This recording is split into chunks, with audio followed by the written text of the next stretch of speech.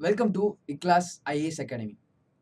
Indian polity இந்த கிளாஸஸ்ல வந்து பார்லிமெண்ட்டுங்கிற டாப்பிக்கை வந்து பாராளுமன்ற டாப்பிக்கை டிஸ்கஸ் பண்ணிட்டு வரோம். ஸோ லாஸ்ட் கிளாஸோட தொடர்ச்சியா இந்த கிளாஸ்ல வந்து நம்ம லாஸ்ட் கிளாஸ்ல கரெக்டாக கிரவுண்ட் ஆஃப் டிஃபெக்ஷன்ஸ் பார்த்தோம். இந்த கட்சி தாவல் பத்தி கொஞ்சம் டீட்டெயிலாக பார்த்தோம். அந்த 4 குவாலிஃபிகேஷன்ஸ் என்னெல்லாம் டிஸ்குவாலிஃபை பண்றதுக்கு 4 ரீசன் இதெல்லாம் பார்த்தோம். இன்னும் கிரவுண்ட் ஆஃப் டிஃபெக்ஷனை பத்தி நியூஸஸ்ல பார்த்துட்டு இருந்தீங்க. அந்த கட்சி தாவல் இப்போ ரீசெண்டா மகாராஷ்டிரால கூட இந்த விஷயங்கள் நடந்துச்சு இல்லையா? ஸோ கட்சி தாவல் காரணமா அங்க வந்து 2019லேருந்து இப்போ வரைக்கும் கிட்டத்தட்ட 3 தடவை சீஃப் மினிஸ்டர்ஸ் வந்து மாறிட்டாங்க. கட்சி தாவல் காரணமா. ஸோ அதெல்லாம் பார்த்தீங்க அப்படின்னா நியூஸஸா வந்து வந்துட்டு இருக்கு. இதுல நெறைய அட்வான்டேஜஸாவும் நீங்க அதாவது ஃபேவரபிள் ஆர்குமெண்ட்ஸும் நெறைய சொல்லலாம். இதுக்கு எதிராவும் நெறைய சொல்லலாம். ஸோ அந்த மாரியும் நீங்க நெறைய டிஸ்கஸ் பண்ணி வச்சுக்கோங்க. ஸோ டிஃபெக்ஷனுக்கு எதிரா ஒரு 4 பாயிண்ட்ஸ் வச்சுக்கோங்க. டிஃபெக்ஷன் வேணாம் அப்படிங்கிறதுக்காக ஒரு 4 பாயிண்ட்ஸ். இந்த மாரி ஒரு 4 பாயிண்ட்ஸ் வந்து நீங்க வந்து மெயின்ஸ் பாயிண்ட் ஆஃப் வியூல படிக்கிறீங்க அப்படின்னா, இதெல்லாம் வந்து ரெடி பண்ணி வச்சுக்கணும். ஸோ இதெல்லாம் வந்து நம்ம இந்த கிளாஸஸ்ல எல்லாத்தையும் சொன்னோம் அப்படின்னா, இருக்கக்கூடிய டைம்க்குள்ள வந்து உங்களுக்கு சிலபஸ் வந்து கம்ப்ளீட் பண்ண முடியாது. ஆனா இந்த மாரி விஷயங்கள் தெரிய தெரிய தான் உங்களுக்கு டிஃபெக்ஷன்ஸ பத்தி இன்னும் நெறைய விஷயங்கள் தெரியும். ஸோ இதுக்கு ரிலேட்டடான சில நியூஸஸ், வீடியோஸ் இந்த மாரி விஷயங்கள்லாம் நீங்க படிக்கும்போதே பார்க்குற ஒரு ஹேபிட்ட வந்து வச்சுக்கோங்க. கரண்ட் அஃபேர்ஸ, பாலிட்டிக்கு வாட்ச் பண்ணிட்டே வாங்க. இப்ப ரீசென்ட்டா இந்த வீடியோஸ்லாம் எடுத்துட்டு இருக்கும்போது, நீங்க வீடியோஸ்லாம் பார்த்துட்டு இருக்கும்போது, லாஸ்ட் டைம் அந்த பிரசிடென்ட் எலக்ஷன்லாம் பத்தி சொல்லிட்டு இருந்தேன். ஸோ அதே மாரி பார்த்தீங்கன்னா, திரௌபதி மர்மு அவங்க வந்து பிரசிடென்ஷியல் கேண்டிடேட்டா எலக்ட் ஆயிருக்காங்க. நீங்க படிக்கும்போதே இதெல்லாம் இருக்கும். இப்ப நீங்க படிச்சீங்க அப்டின்னா, இப்ப நீங்க படிக்கிற டைம்ல யாரு பிரசிடென்ட்டா இருப்பாங்க அப்டின்னா, ராம்நாத் கோவிந்த்லருந்து திரௌபதி மர்மு மாறியிருப்பாங்க. ஸோ அப்ப இந்த வருஷம் அடுத்ததா வரக்கூடிய எக்ஸாம்ஸ்லலாம் பார்த்தீங்க அப்டின்னா, பிரசிடென்ட் எலக்ஷன பத்தி நெறையா கொஸ்டின்ஸ் வந்து கேட்கறக்கு வாய்ப்பு இருக்கு. குரூப் 4 லெவல்ல கேட்கணும் அப்டின்னா, இப்ப 15வது பிரசிடென்ட் வரைக்கும் இருக்கு அப்டிங்கும்போது, நம்பர்ஸ் கேட்கலாம். 14வது பிரசிடென்ட் யாரு? 13வது பிரசிடென்ட் யாரு? அந்த மாரி கேள்விகள் ஆகட்டும். இதே குரூப் 2 லெவல், குரூப் 1 லெவல் அப்டிங்கும்போது, பிரசிடென்ட் எலக்ஷனோட முறைகள் எப்படி அப்டிங்கிறதெல்லாம் கேட்கலாம். இன்டைரக்ட் எலக்ஷன்னா என்ன? இந்த வோட்டிங் முறை, புரொபோர்ஷனல் ரெப்ரசன்டேஷன்னா என்ன? சிங்கிள் டிரான்ஸ்ஃபரபிள் வோட் இதெல்லாம் என்ன? ஒரு எம்பியோட வோட்டு, எம்எல்ஏவோட வோட் வேல்யூ எப்படிலாம் தீர்மானிக்குது? இந்த மாரி சிலபஸ்க்கு ஐ மீன் கரண்ட் அஃபேர்ஸ்க்கு ஏத்த மாரி சிலபஸ்ல வந்து சில கொஸ்டின்ஸ் வந்து அதிகமா எதிர்பார்க்கலாம் வரக்கூடிய எக்ஸாம்ஸ்ல. எப்பவுமே கரண்ட் அஃபேர்ஸ் பிளஸ் உங்க ஸ்டாட்டிக் சப்ஜெக்ட் அது எந்த சப்ஜெக்ட்டா இருந்தாலும் சரி, பாலிட்டியா இருந்தாலும் சரி, என்விரான்மென்ட்டா இருந்தாலும் சரி, ஐ மீன் இந்த அ சப்ஜெக்ட் ஹிஸ்டரி ஏதாவது ஹிஸ்டரி கூட மேபி கரண்ட் அஃபேர்ஸ்ல வரலாம். சரிங்களா? ஹிஸ்டரிலாம் கரண்ட் அஃபேர்ஸ்ல வராதுன்னு நெனச்சுக்கோனா, ஹிஸ்டரி கூட நெறைய கரண்ட் அஃபேர்ஸ்ல இருந்து வரும். இப்ப நடக்கிற சில விஷயங்கள், இப்ப ஹிஸ்டரிய மாத்தி எழுதுறதுக்கு நெறைய பேர் ட்ரை பண்ணும்போது, அப்ப அது சர்ச்சைகள் உண்டாகுது இல்லையா? அந்த சர்ச்சைக்கு ரிலேட்டடா ஹிஸ்டரியிலருந்து, ஸ்டாட்டிக்லருந்து கொஸ்டின்ஸ் வரலாம். ஸோ நம்ம இதுல பார்த்தோம் அப்டின்னா, நம்ம பாலிட்டி பாயிண்ட் ஆஃப் வியூல நம்ம லாஸ்ட் கிளாஸ்ல கரெக்ட்டா அ லோக்சபாவோட ஹெட்ட பத்தி பார்க்கலாம்னு சொன்னோம். இல்லையா? லோக்சபாவோட ஹெட். இத வந்து எப்படி சொல்லலாம்? இங்கிலீஷ்ல வந்து ஹெட் ஆஃப் த லோக்சபா இல்ல ஹெட் ஆஃப் த லோக்சபான்னு சொல்லலாம். என்னைக்குமே லீடர் ஆஃப் த லோக்சபான்னு சொல்லிறாதீங்க. லீடர் ஆஃப் த லோக்சபா அப்படிங்கிறது மீனிங் அப்படியே மாறும். ஹெட் ஆஃப் த லோக்சபா வேற, லீடர் ஆஃப் த லோக்சபா வேற. ஸோ அதெல்லாம் என்ன அப்படிங்கிறது இந்த வீடியோல நான் கொஞ்சம் கொஞ்சமா டிஸ்கஸ் பண்றேன்.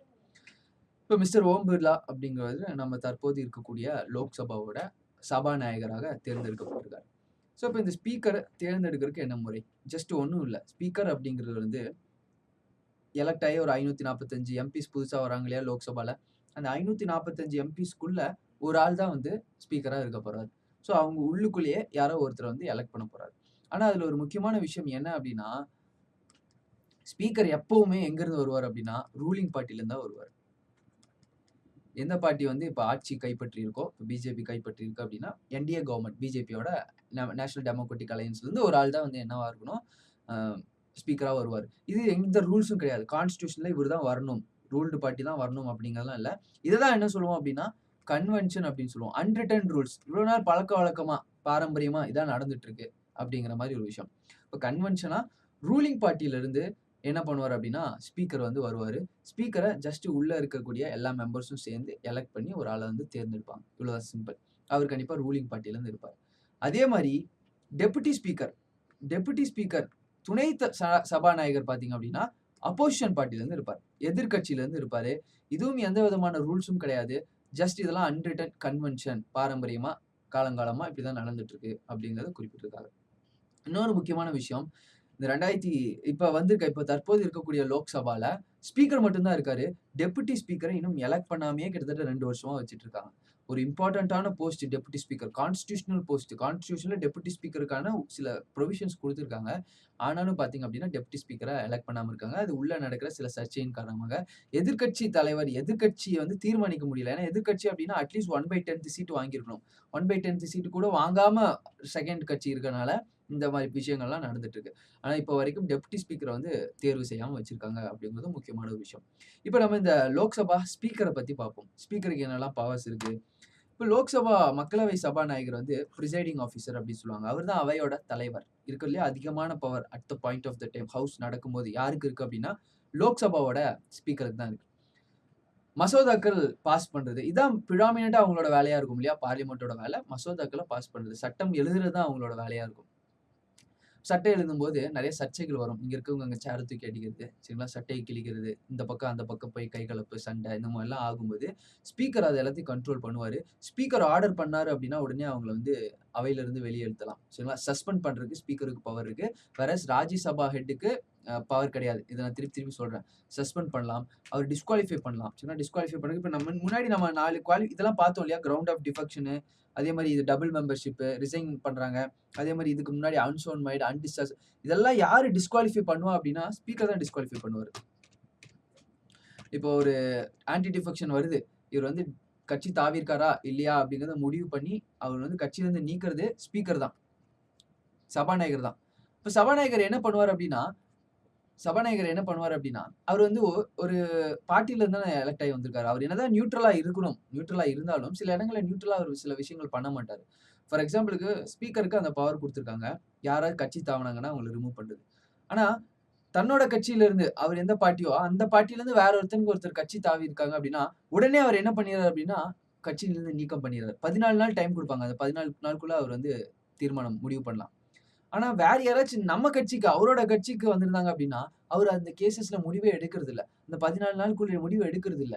அப்ப இது வந்து ஒரு பயாஸ்டா சரியா சார்ந்து பார்ஷியாலிட்டி காட்டுறாரு அப்டிங்கிறதுக்காக, இந்த ஸ்பீக்கருக்கு குடுத்த பவர பிரசிடென்ட்க்கோ இல்ல கவர்னருக்கோ குடுக்கணும். பிரசிடென்ட்டும், கவர்னரும் தன்னிச்சையா முடிவு எடுக்கக்கூடாது. ஏன்னா பிரசிடென்ட்டும், கவர்னரும் எப்ப முடிவு எடுப்பாங்க? கவுன்சில் ஆஃப் மினிஸ்டர்ஸ் படி தான் முடிவு எடுப்பாங்க. Council of ministers against ruling people. ஸ்பீக்கருக்கு குடுத்தா என்ன? கவுன்சில் ஆஃப் மினிஸ்டர் பிஎம்க்கு குடுத்தா என்ன? அதனால என்ன சொல்றாங்கன்னா, பிரசிடென்ட்க்கோ, கவர்னருக்கோ குடுக்கணும்.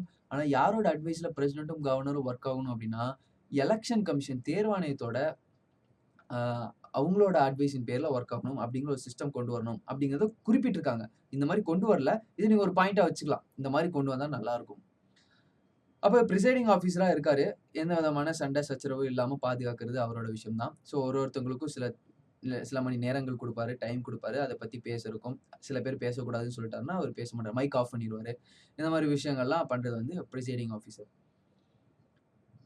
Speaker is elected by the Lok Sabha from among its member. நான் ஆல்ரெடி சொன்ன மாரி சபாநாயகர் அதில் உறுப்பினர்கள் உள்ளேயே இருந்து தேர்ந்தெடுக்கப்படும் ஒரு நபராக இருக்கிறார். ஒரு உறுப்பினராக இருக்கிறார். அவரும் ஒரு எம்பி தான். எம்பி ஆன பின்னாடி வேணும்னா அவரோட பார்ட்டியிலிருந்து அவர் ரிசைன் பண்ணிக்கலாம் தாராளமா. ஏன்னா நியூட்ரலா இருக்கணும் அப்படின்னு காமிக்கிறதுக்காக. கண்டிப்பா ரிசைன் பண்ணணும்னு அவசியம் கிடையாது. ரிசைன் பண்ணாம கூட இருக்கலாம். மிஸ்டர் ஓம் பிர்லா அவர் ரிசைன் பண்ணாம தான் ஸ்பீக்கரா இருக்காரு. டேட் ஆஃப் எலக்ஷன் எப்ப ஸ்பீக்கரோட எலக்ஷன் நடக்கும் அப்படிங்கிறத பிரசிடென்ட் ஃபிக்ஸ் பண்ணிட்டு போவார். பிரசிடென்ட் தான் ஃபிக்ஸ் பண்ணுவார். Date of election of speaker எப்ப நடக்கும்னு பிரசிடென்ட் ஃபிக்ஸ் பண்ணுவார். இதே இடங்கள்ல இன்னொரு தெரிஞ்சுக்கோங்க. Date of election of deputy speaker துணை சபாநாயகரோட அவங்களுக்கும் அதே மாரி எலக்ஷன். அந்த எலக்ஷன் யார் ஃபிக்ஸ் பண்ணுவா? பிரசிடென்ட்டா? கிடையாது. அது யார் ஃபிக்ஸ் பண்ணுவா? ஸ்பீக்கர் ஃபிக்ஸ் பண்ணுவார். அப்போ என்ன பண்ணுவாங்க? பிரசிடென்ட் வந்து ஸ்பீக்கரோட எலக்ஷன ஃபிக்ஸ் பண்ணுவார். ஸ்பீக்கர் வந்து டெப்டி ஸ்பீக்கரோட எலக்ஷன ஃபிக்ஸ் பண்ணுவார். நம்ம இப்ப இருக்கிற லோக்சபாக்கு வந்து டெப்டி ஸ்பீக்கரே இல்ல. சரிங்களா? நியூ ஸ்பீக்கர் வந்து டெப்டி ஸ்பீக்கர எலக்ஷன் வந்து ஃபிக்ஸ் பண்ணாம இருக்காரு. ஸோ இதுதான் வந்து ஸ்பீக்கர் ஆஃப் லோக்சபா பத்தி இருக்கக்கூடிய சில விஷயங்கள். இத தாண்டி சில விஷயங்கள் நான் அங்கங்க சொல்லிட்டு வரேன். அந்த விஷயங்கள்லாம் அங்கங்க நோட் பண்ணிக்கோங்க. ஸோ எல்லாத்தையும் அ லிங்க் பண்ணி படிக்கும்போது தான் பாலிட்டி வந்து புரியும். இங்கேயே ஸ்பீக்கரோட எல்லா பவரையும் இப்பவே சொல்லிற முடியாது. இனி நம்ம அடுத்தடுத்த விஷயங்கள் பில் பாஸ் பண்ணும்போது சில ஸ்பீக்கருக்கு உண்டான சில பவர்ஸ் எல்லாம் தெரியும். சரிங்களா? இப்ப மசோதாக்கள் பாஸ் பண்ணும்போது பார்த்தீங்க அப்டின்னா, அ அ 500 பேர் இருக்காங்கன்னு வச்சுக்கோங்க. 500 பேர் இருக்காங்க. இதுல ஒரு ஆள் வந்து ஸ்பீக்கர். சரிங்களா? 501 பேர் இருக்காங்க. இவர் தான் வந்து ச சபாநாயகர். 500 பேரு ஒரு பில் ஒண்ணு பாஸ் ஆகுது. அந்த பில் பார்த்தீங்க அப்டின்னா, மினிமம் வந்து அந்த பில் பாஸ் ஆகுறதுக்கு வந்து டெட்லாக் ஆயிடுதுன்னு வைங்க. பில் வந்து 250 பேர் சப்போர்ட் பண்றாங்க, 250 பேர் சப்போர்ட் பண்ணல. இந்த மாரி ஒரு டெட்லாக் ஆயிடுது. சரிங்களா?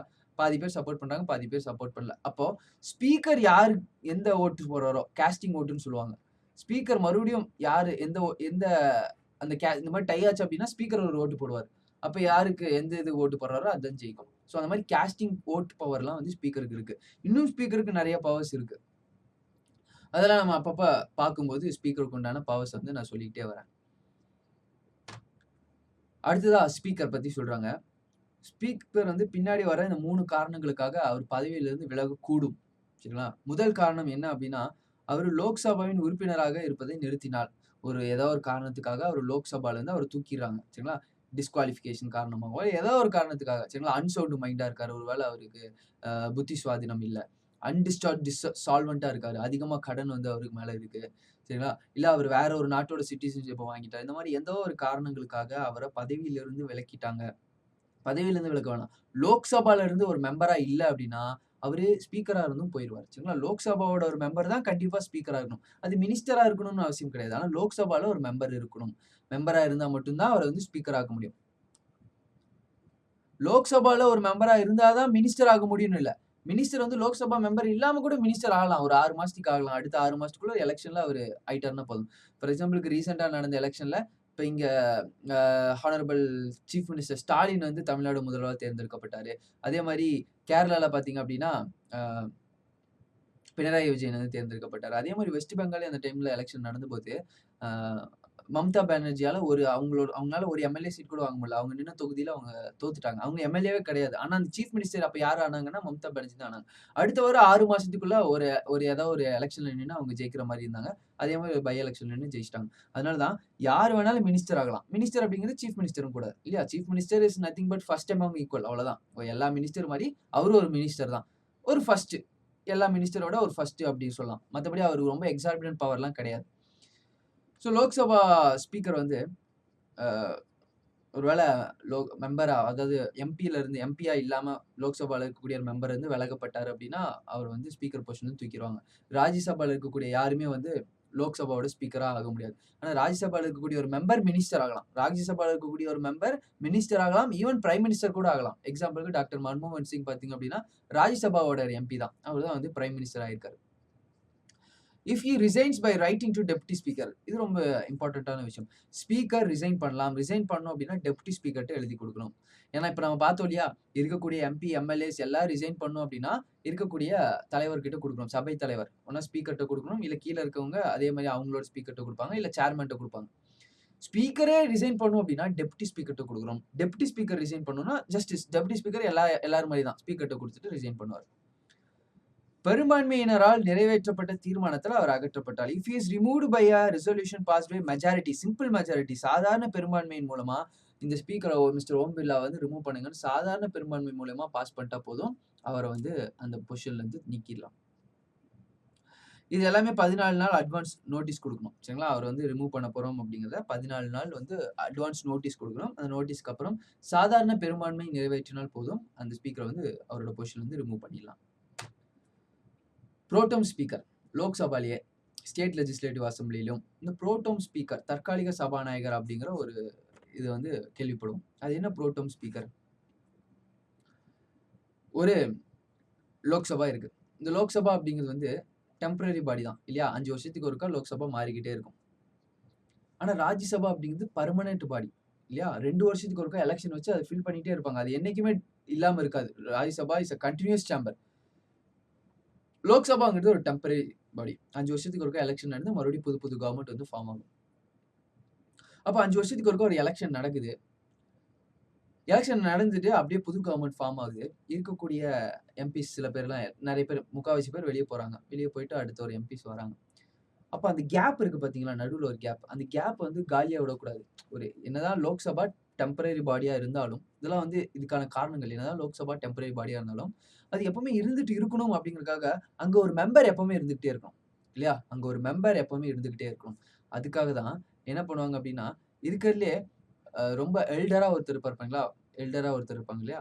அவர வந்து என்ன பண்ணுவாங்க அப்படின்னா வந்து, எப்பவுமே வந்து அசெம்பிளில இருந்துகிட்டே இருப்பாரு. ஒரு ஒரு எலக்ஷன் நடந்து எல்லாருமே வெளிய போனாலும் சரி, இருக்கக்கூடிய எல்டஸ்ட் ஒரு ஆள். அவர் தான் புரோட்டோம் ஸ்பீக்கர். அவர் என்ன பண்ணுவாரு அப்டின்னா, இருந்துகிட்டே இருப்பாரு. எப்ப வரைக்கும் இருப்பாரு அப்டின்னா, அடுத்த கவர்ன்மெண்ட் வர வரைக்கும் இருப்பாரு. அடுத்த கவர்ன்மெண்ட் வந்தவுனே என்ன பண்ணுவாரு அப்டின்னா, அதுக்கப்புறம் அங்க இருக்கக்கூடியவங்களுக்கு பதவி பிரமாணம் எடுத்து குடுத்துட்டு புரோட்டோம் ஸ்பீக்கர் எக்ஸிட் ஆயிருவாரு. President appoints a member of Lok Sabha as a speaker pro tem. So லோக்சபால இருக்கக்கூடிய யாரோ ஒருத்தர புரோட்டோம் ஸ்பீக்கரா இப்ப தற்காலிகமா ஸ்பீக்கர் இல்லாம இருக்கக்கூடாது. அதனால தற்காலிகமா ஒரு சபாநாயகர இருக்கறதுலே எல்டஸ்ட் பெர்சன் யாரோ அவர வந்து புரோட்டோம் ஸ்பீக்கரா அனௌன்ஸ் பண்ணிருவாங்க. அவர் என்ன பண்ணுவாரு அப்டின்னா, அடுத்த ஸ்பீக்கர் வர வரைக்கும் இருப்பாரு. அடுத்த கவர்ன்மெண்ட் ஃபார்ம் ஆகுற வரைக்கும் இருப்பாரு. அடுத்த கவர்ன்மெண்ட் ஃபார்ம் ஆன பின்னாடி, ஒருவேள அவர் எம்பி, எம்எல்ஏவா இல்ல, அந்த அந்த சபையில இல்ல, அந்த அந்த எலக்ஷன்ல இல்ல அப்டின்னா, அவர் எக்ஸிட் ஆயிருவாரு. இல்ல அப்டின்னா அப்டியே இருந்துருவாரு. சரிங்களா? அதான் வந்து புரோட்டோம் ஸ்பீக்கர் அப்டிங்கிறது. So usually senior most member is selected for this. The president himself administer oath to speaker pro tem. President அந்த ஸ்பீக்கர் புரோட்டம்க்கு வந்து ஓத் அட்மினிஸ்டர் பண்ணிட்டு போயிருவாரு. பதவி பிரமாணம் எடுத்து குடுத்துட்டு போயிருவாரு. அந்த ஸ்பீக்கர் புரோட்டம் மத்த ஆளுகளுக்கெல்லாம், மத்த எம்பிஸ்க்கெல்லாம் என்ன பண்ணுவாரு அப்டின்னா, பதவி பிரமாணம் எடுத்து குடுப்பாரு. He presides over the first sitting. அதான் பாருங்க, புதுசா எலக்ட் ஆன லோக்சபாக்கு கண்டிப்பா ஸ்பீக்கர் இருக்காது. ஏன்னா புதுசா எலக்ட் ஆகி அவங்க பண்ற வேலையே ஸ்பீக்கர் எலக்ட் பண்றதுதான். அப்ப அந்த எலக்ஷன நடத்துறதுக்கு அந்த சபைக்கு வந்து ஒரு தலைவர் வேணும் அப்படிங்கிறதுக்காக, ஜஸ்ட் ஒரு கன்வென்ஷனுக்காக இந்த தற்காலிக சபாநாயகர் அப்படிங்கிற போஸ்ட் வந்து வச்சிருக்காங்க. மத்தபடி இது வேற எதுவும் இல்ல. புரோட்டோம் ஸ்பீக்கர் அப்படிங்கிறது சிம்பிளா இது ஒரு காரணம் தான். அடுத்ததா வந்து டெப்யூட்டி ஸ்பீக்கர், துணை சபாநாயகர் தற்போது இல்ல. துணை சபாநாயகரை யார் எலக்ட் பண்ணுவா அப்படின்னா, அதுவும் லோக்சபால இருந்து அவங்களுக்குள்ள இருக்கக்கூடிய மெம்பர்ஸ் எல்லாமே எலக்ட் பண்ணுவாங்க. Convention unwritten rules deputy speaker அப்படிங்கிறவரு அப்போசிஷன் பார்ட்டில இருந்தா இருப்பாரு. அவர் வந்து ரூலிங் பார்ட்டி கிடையாது. எதிர்க்கட்சியில இருந்து இருப்பாரு.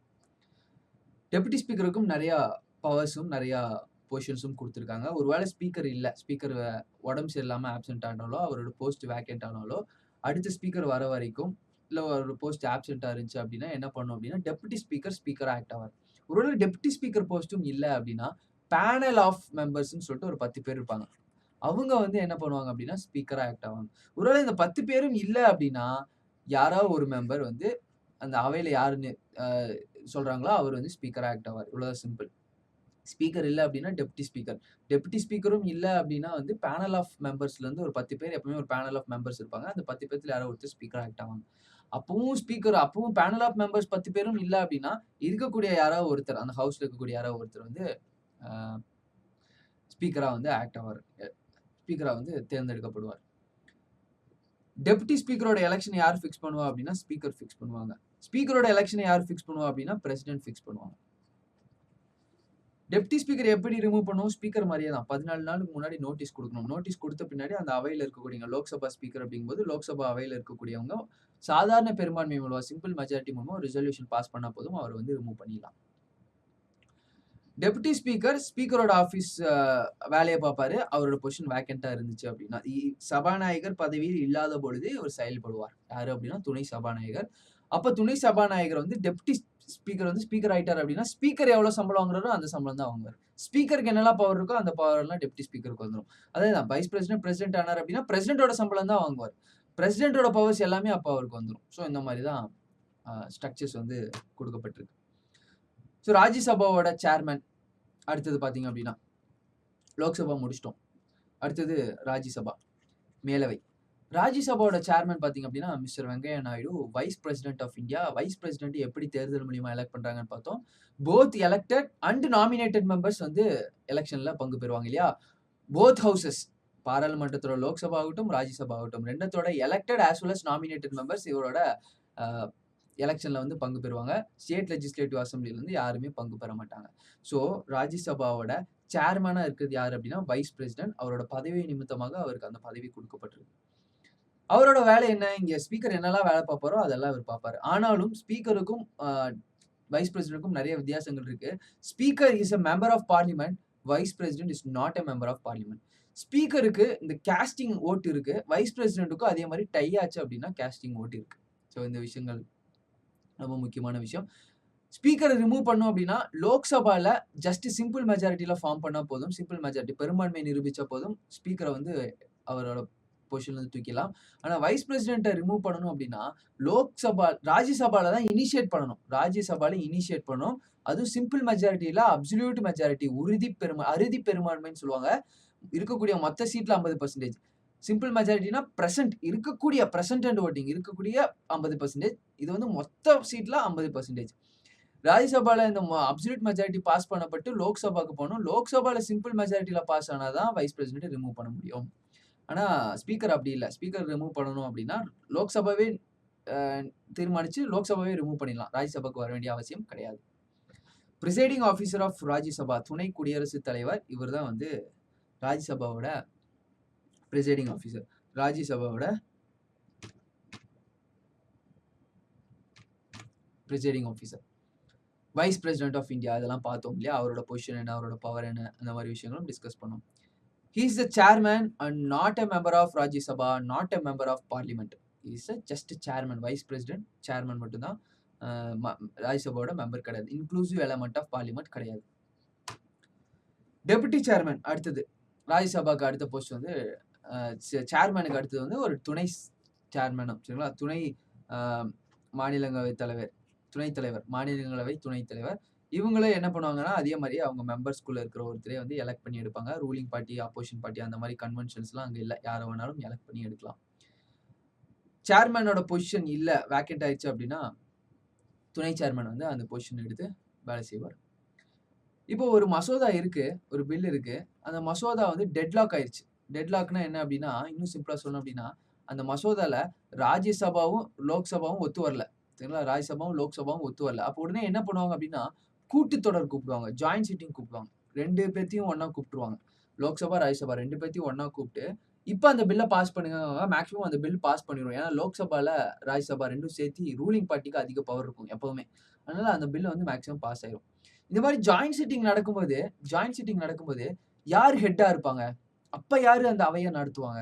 ஸோ லோக்சபால ஸ்பீக்கர் வந்து அவையை நடத்துவார். ராஜ்யசபால சேர்மன் மிஸ்டர் வெங்கையா நாயுடு வந்து அவையை நடத்துவார். ஜாயிண்ட் சிட்டிங் அப்ப 2 பேருமே ஒண்ணா கூடிடுவாங்க. லோக்சபா, ராஜ்யசபா 2 பேரும் 750 எம்பிஸும் ஒண்ணா உட்கார்ந்துருப்பாங்க. ஏதோ ஒரு விஷயத்தை டிஸ்கஸ் பண்றாங்க. அப்ப அவங்களை கட்டுப்படுத்துறதுக்கு ஒரு தலைவர் இருக்கணும் இல்லையா? ஹெட். அவரு யாரு? ஸ்பீக்கரா, சேர்மனா? ஜாயிண்ட் சிட்டிங்க்கு யார் தலைமை இருப்பார் அப்படின்னா ஸ்பீக்கர் தான், துணை சபாநாயகர் தான். ஏன் அப்படின்னா சபாநாயகர் மக்களால் தேர்ந்தெடுக்கப்படுறவர். அவருக்கு கொஞ்சம் அதிக பவர் இருக்கு அப்படிங்கிறது இதுல தெரிஞ்சுக்கலாம். ஸோ யாருக்கு அதிக பவர், கம்மி பவர் இருந்தது விடுங்க. ஜாயிண்ட் சிட்டிங் யார் ஹெட்டா இருப்பா அப்படின்னா ஸ்பீக்கர் தான் ஹெட்டா இருப்பார். இதுல இன்னொரு முக்கியமான விஷயம் என்ன அப்படின்னா, சரி ஒருவேளை ஸ்பீக்கர் இல்லப்பா, ஒருவேளை ஸ்பீக்கர் இல்ல சரிங்களா? ஸ்பீக்கர் இல்ல அப்படின்னா அடுத்தது யார் இருப்பா? அப்பவும் வைஸ் பிரசிடென்ட் இருக்க மாட்டார். யார் இருப்பா அப்படின்னா டெப்டி ஸ்பீக்கர் இருப்பார், துணை சபாநாயகர். சரி துணை சபாநாயகரும் இல்ல, அப்ப யார் இருப்பா? அப்பவும் வைஸ் பிரசிடென்ட் இருக்க மாட்டாரு. அப்ப டெபுட்டி சேர்மன் இருப்பார். Deputy chairman. Chairman vice president வர மாட்டாரு. டெப்டி சேர்மன் ஒருத்தர் நம்ம எலெக்ட் பண்றோம் இல்லையா? இவரு தான் வந்து ஜாயிண்ட் சிட்டிங்க ஹெட் பண்ணுவார். ஸோ வைஸ் பிரசிடென்ட் 2 பேரும் கூடி இருந்தாங்க அப்படின்னா வைஸ் பிரசிடென்ட்டுக்கு வேலை இல்லை. ஸோ இதுதான் வந்து இவ்வளோ நேரம் பார்த்தோம். அவங்களோட லீடர்ஸ் பத்தி பார்த்தோம். இல்ல சாரி ஹெட்ட பத்தி பார்த்தோம். லீடர்ஸ்ன்னு சொல்ற பாருங்க. ஹெட்ட பத்தி பார்த்தோம். இனி அடுத்த கிளாஸ்ல என்ன பார்க்கலாம்னா லீடர்ஸ் பத்தி பார்க்கலாம். லீடர் ஆஃப் லோக்சபா யாரு? லீடர் ஆஃப் ராஜ்யசபா யாரு? Head of Lok Sabha speaker. Head of Rajya Sabha chairman. அதான் vice president. Leader of Lok Sabha, leader of ராஜ்யசபானா யாரு அப்படிங்கிறது வந்து நெக்ஸ்ட் கிளாஸ்ல வந்து பார்க்கலாம். ஸோ தேங்க்யூ ஃபார் வாட்சிங் இக்லாஸ் IAS அகாடமி.